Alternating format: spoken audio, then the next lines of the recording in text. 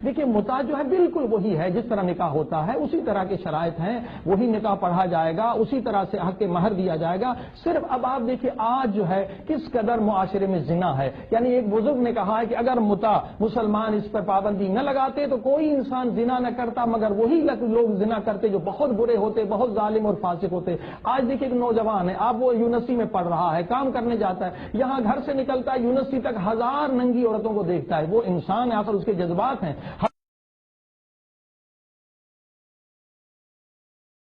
بڑا زنا ایک چھوٹا زنا، لیکن اگر یہ متع کو ہم جبکہ قرآن میں جائز ہے، تفسیروں کا میں نے حوالہ دیا، اگر نوجوان متع کریں تو زنا سے بچ سکتے ہیں۔ اس کے اور بھی بہت سارے فوائد ہیں، مثلا منگنی وغیرہ کا سلسلہ اسلام میں نہیں ہے، یہ ہم نے دوسروں سے لیا ہے۔ مثلا منگنی میں لوگ ہاتھ میں ہاتھ ملا کے گھومتے ہیں،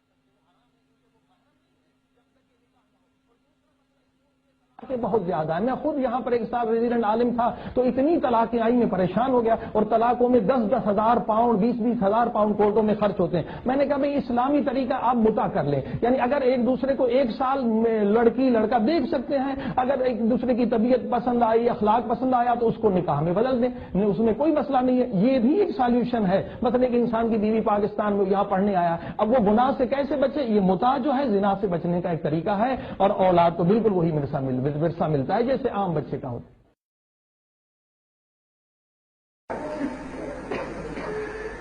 اگر کوئی یہاں بچو کا شروع کر دے ہمیں کوئی پریشانی کا جو تصور ہے، اچھا یہ کہاں پہ قرآن کے اندر ہے؟ یہ قرآن کے اندر تو ٹیمپرری میرج کا کوئی تصور نہیں ہے۔ حرام ہے، حرام ہے، حرام ہے۔ ہم آپ کے ساتھ اس مسئلے میں ہاں حرام ہے۔ ہم نے حل ہو چکے ہیں جی، we're fighting over the same thing. Right. علامہ صاحب, my last question to you is کہ کیا فقہ حنفی والوں کو اجازت ہے فقہ جعفری والوں سے متع کرنے کی؟ میں عرض کروں آپ کی خدمت میں جی کہ یہ ایک نکاح ہے، اور ہر مسلمان دوسرے کے ساتھ یہ نکاح کر سکتا ہے۔ مسلمان کے لیے اجازت ہے عقد کرنے کی، صحیح ہے جی؟ اس میں کوئی ڈسپیوٹ فقہ کا نہیں ہے، اس میں کوئی ڈسپیوٹ مسلک کا نہیں ہے۔ البتہ میں یہ ایک آخر میں عرض کروں گا آپ کی خدمت میں، اصل مسئلے کی بات یہ ہے جس طرح انہوں نے بات کہی ہے، میں بالکل یہ واضح کہوں گا کہ اعلانیہ طور پہ کسی لڑکی کی کسی لڑکے کے ساتھ جو نسبت ہے اس کو لوگ جانتے ہیں تو وائف اور ہسبینڈ کے طور پہ جانتے ہیں، یعنی شوہر بیوی کے طور پہ جانتے ہیں، اور ان کی جو آئندہ آنے والی اولاد ان کے یہاں پیدا ہوتی ہے ان میں کوئی ولد الزنا قرار نہیں پاتا، اور ہر ایک کو یہ پتا ہوتا ہے کہ یہ رجسٹرڈ طور پہ اسی باپ کا بیٹا ہے، اسی ماں کا بیٹا ہے۔ اور اس کے بعد یہ ہوتی ہے جب ان کا کہیں آنے جانے کو بھی لوگ جب دیکھتے ہیں تو قانونی حیثیت سے بھی دیکھتے ہیں، شرعی اعتبار سے بھی دیکھتے ہیں۔ اگر یہ تمام کی تمام شرائط موجود ہوں تو نان نفقے والی بات جو ہماری گردمادی کا بہت بڑا معاشرے میں نیٹ ورک موجود ہے، پیسے دے کے بھی مدت مقرر کی ہے، باقاعدہ ایک نکاح ہے، یہ مدت مقرر ہوتی ہے، یہ کوئی عام بات نہیں ہے۔ متے چ پیدا ہوئی اولاد وراثت دی حقدار بن گئی۔ نکاح سنت انبیاء ہے، سنت سید المرسلین صلی اللہ علیہ وسلم ہے۔ کیا یہ نکاح فقط جنسی خواہش کی تکمیل ہے؟ یہ تو ایک یونٹ ہے کسی کمیونٹی کا، کسی سوسائٹی کا، کسی معاشرے کا۔ اس اکائی کی بنیاد پر پورا معاشرہ ترتیب دیا چلا جائے گا۔ آپ جس راستے پر قوم کو لے جا رہے ہیں ذرا غور سے دیکھیے کہ قرآن کے یہ 2 الفاظ محسنین غیر مصافحین، تم پاک دامن بنتے ہوئے نہ کہ زناکار بنتے ہوئے۔ مربجہ جو متع ہے، جو گواہ کی بھی ضرورت نہیں، لڑکی بیٹھے لڑکا بیٹھے 2 اکٹھے بیٹھ جائیں، گواہ کی بھی ضرورت نہیں ہے، کوئی ایک مال مقرر کر لے، نہ ماں کو خبر، نہ باپ کو خبر، نہ رشتہ داروں کو خبر، اور وہ نکاح کر لے۔ یہ کون سا راستہ آپ کھولنے چلے جا رہے ہیں؟ قرآن مجید کی یہ آیت چونکہ پہلے دائمی ان عورتوں کا ذکر ہے جن سے آپ ہمیشہ کے لیے نکاح نہیں کر سکتے، اگلی آیت میں جہاں نکاح کرنے کا حکم ہے اور محسنین غیر مصافحین کا تذکرہ ہے، یہ خوبیاں ہیں ان مردوں کے اندر جو نکاح کر رہے ہیں۔ 2 دن کا نکاح، 1 گھنٹے کا نکاح، 2 گھنٹے کا نکاح، یہ کیسا نکاح ہوگا؟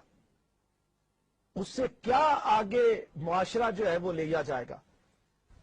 اور آج کہا جاتا ہے کہ جی آتے ہیں جہاں پر نوجوان تو ان کی یہاں پر ان کے جذبات ہوتے ہیں، تو جو بیویاں پاکستان میں بیٹھی ہیں، انڈیا میں بیٹھی ہیں، بنگلہ دیش میں بیٹھی ہیں، ان بیچاریوں کو کیا قصور ہے؟ یہاں آ کر وہ تو نکاح کر لیں اور ٹیمپریری نکاح کریں۔ کیا ان کے خواہشات، ان کے جذبات نہیں ہیں؟ اس اعتبار سے ناظرین کرام، اس قرآن مجید کی بنیاد پر متع کو ثابت کرنا یہ قطعاً نہیں، اور مفتی صاحب نے ابتدا میں ہی تفسیر کبیر کے حوالے سے آپ نے بیان فرما دیا کہ اس میں قطعاً تفسیر کبیر میں وہ بات نہیں ہے جو بات بتائی گئی ہے۔ ابھی ہمارے پاس ٹائم ختم ہوا چاہتا ہے، لیکن آخر میں چاہوں گا کہ مفتی صاحب اپنے آخری کلمات سے نوازیں اور اس کے بعد انشاءاللہ پروگرام کو ختم کرتے ہیں۔ جی مفتی حضرت شاہ صاحب، الحمدللہ مقصد یہ ہے کہ آپ کی رہنمائی کی جائے اور کتاب و سنت کی روشنی میں صحابہ کرام کی اقوال، ائمہ اہل بیت کی اقوال، ائمہ اربعہ کی اقوال اور جتنے بھی صاحبان علم و دانش ہیں ان کی فکر آپ تک پہنچائی جائے۔ ہمارا کام ہے بتانا، ہدایت دینا اللہ تعالیٰ کا کام ہے، ہمارا کام ہے پہنچا دینا، اور جو بات عقل کو لگے، دل کو لگے، چونکہ کافی اس متع پر زور دیا گیا تو ہم نے آج کوشش کی کہ اس حوالے سے آپ کو بتایا جائے، اور اس سے معاشرتی بگاڑ کتنا پیدا ہوتا ہے، معاشرہ تباہ و برباد ہو جاتا ہے۔ اسلام کے اندر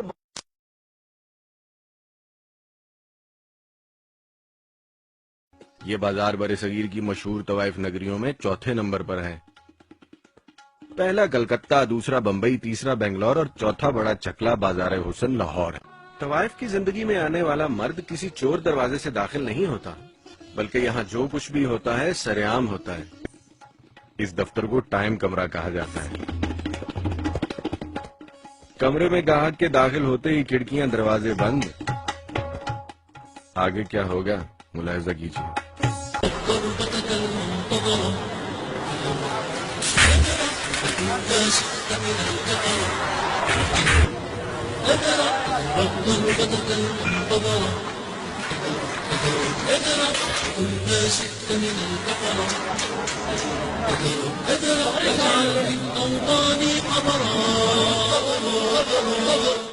بات جو آپ نے فرمائی تھی، یہ 1963 کا جو آئلی قانون ہے پاکستان کے اندر، اس کے اندر جو آبکاری ایکٹ جاری ہوا، مولانا ظفر احمد انصاری کی سفارشات تھی، وہ ان سفارشات کے موقع پر نواب مظفر قدرباش، علاقہ نواب صاحب لاہور سے، افسر رضا قدرباش کا والد، اس نے باقاعدہ طور پر دفاع کیا ٹیکسالی گیٹ کے گنجروں کا، اور دفاع اس انداز سے کیا کہ یہ لوگ آبکاری ایکٹ کے تحت نہیں آتے۔ کیوں؟ اس لیے کہ یہ لوگ اس ناشری مذہب پر ہیں اور اس ناشری مذہب کے مطابق یہ نکاح بوتا کرتے ہیں، لہذا جتنا بھی وہاں پہ کاروبار ہو رہا ہے اس کے لیے یہ شرط ہے کہ ان کے پاس اس ناشری مذہب ہونے کا سرٹیفکیٹ ہو، ان کے پاس کارڈ ہو، تب ان کو یہ دھندا کرنے کی اجازت ہے۔ جس کے پاس کارڈ نہیں اس کو اب بھی دھندا کرنے کی اجازت نہیں۔ سن 1963 کے آئلی قوانین کے وقت اور آبکاری ایکٹ کے پاس ہونے کے وقت نواب مظفر قدرباش نے اس بات کی باقاعدہ طور پر درخواست پیش کی، اور اس وقت ان کو دھندے والوں کو انہوں نے باقاعدہ ایک تحفظ فراہم کیا، اور آج تک ان کے دروازوں پر ان کا علم اور نشان بھی موجود ہے، اور ہر ایک کے پاس کارڈ کا ہونا بھی ضروری ہے۔ یہ اس بات کی دلیل ہے کہ کیسے مٹ جاتا مٹاتا ہے، اس کو تو باقاعدہ انہوں نے تحفظ فراہم کر دیا ہے۔ اب اسی پر میں جی شاہ صاحب بہت شکریہ، شاہ صاحب بڑی نوازش، جناب علامہ سعید عرفان شاہ صاحب اب آپ کے بہت مشکور ہیں، آپ نے اپنے قیمتی وقت میں تکبیر ٹی وی کو یہ وقت عطا کیا، اور اللہ تعالیٰ آپ کو سلامت رکھے، اور اسی طرح صحابہ و اہل بیت کے ناموس کے لیے آپ جس طرح سے اس مشن پر نکلے ہیں، انشاءاللہ تعالیٰ پوری عوام اہل سنت آپ کے ساتھ ہے، اور تکبیر ٹی وی یہ اہل سنت کی آواز ہے، جہاں پر عظمت صحابہ کرام کا تذکرہ ہوگا، عظمت اہل بیت کا ذکر ہوگا، اور ناظرین کرام آپ غور کیجئے گا، ہم ازواج مطہرات کا تذکرہ قبلہ مفتی جمیل نقشبندی صاحب نے کتنے پیارے انداز میں کیا، اور قرآن مجید کی آیات پیش کی۔ اس کے باوجود ایک طبقہ ایسا ہے جو سرکار کے ازواج مطہرات کی گستاخیاں کر رہا ہے۔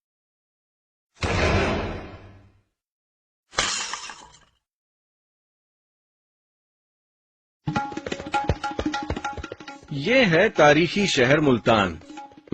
چکنی مٹی والے اس شہر کی طوائفیں بہت مشہور ہیں۔ شہر کے عین وسط میں قدیم بازار حسن آباد ہے، جسے علاقائی زبان میں چکلا کہا جاتا ہے۔ اندازاً 500 کے قریب کنجر خاندان پشتوں سے اس چکلے میں جی رہے ہیں۔ ان سے ملیے، یہ ہیں استاد شوکت لودھی، ملتان کی کنجر برادری کے سربراہ۔ اپنے خاندانی پس منظر پر یہ صاحب خوب روشنی ڈالتے ہیں۔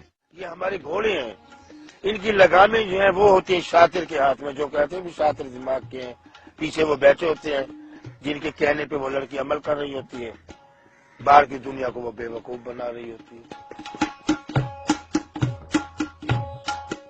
پبلک ریلیشننگ یعنی تعلقات عامہ طوائف کے کاروبار کا بنیادی حصہ ہے۔ بازار حسن میں مجرے کی دکان سجا کر بیٹھنا صرف گانے بجانے کی حد تک محدود نہیں، بلکہ اصل کہانی یہ ہے۔ اب دیکھ لیں کیسے چل چل طریقے سے نیاز بانٹ رہے ہیں، یہ نوکروں کا کام ہے بانٹنا، لیکن وہ ساتھ پھر رہے ہیں نا، نوکر بھی ساتھ ہے لیکن یہ ساتھ ہے، کیونکہ سارے اب سب محلے میں سارے علاقے میں جو گھومے گی نہ جانے کتنی آنکھیں ہوں گی جو تر ہوں گی، کئی پیاسے ہوں گے جو ان کی پیاس بوجھے گی صرف شکل دیکھ کر، لیکن وہ نیاز بانٹ رہی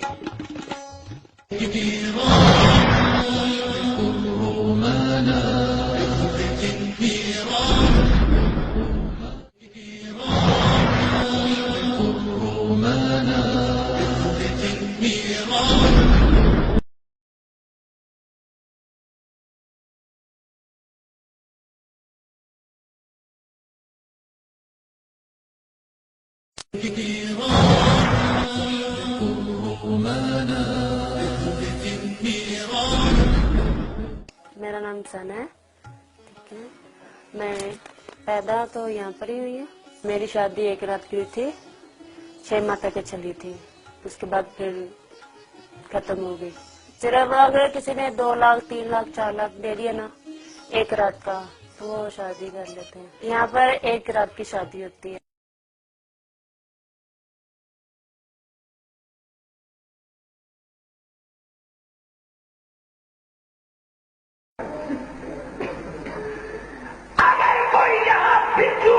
شروع کرتے ہمیں کوئی پریشانی نہیں، یا جو گند کھانا شروع کرے ہمیں کوئی مسئلہ نہیں، اور ہماری طرف سے تو اپنی ساری گھر والوں والیوں کو مدعے پہ لگا دے، ہمیں کوئی فکر نہیں، ہمیں کوئی مسئلہ نہیں ہے، تو مدعا کاری ہے مدعا کروا۔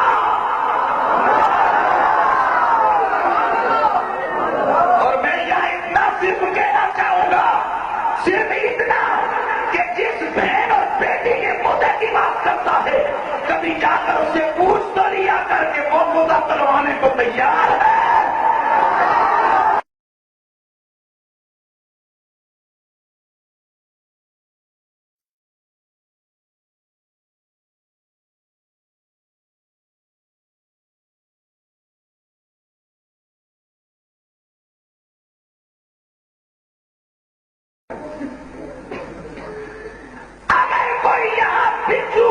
شروع کرتے ہمیں کوئی پریشانی نہیں، یا جو گند کھانا شروع کرے ہمیں کوئی مسئلہ نہیں،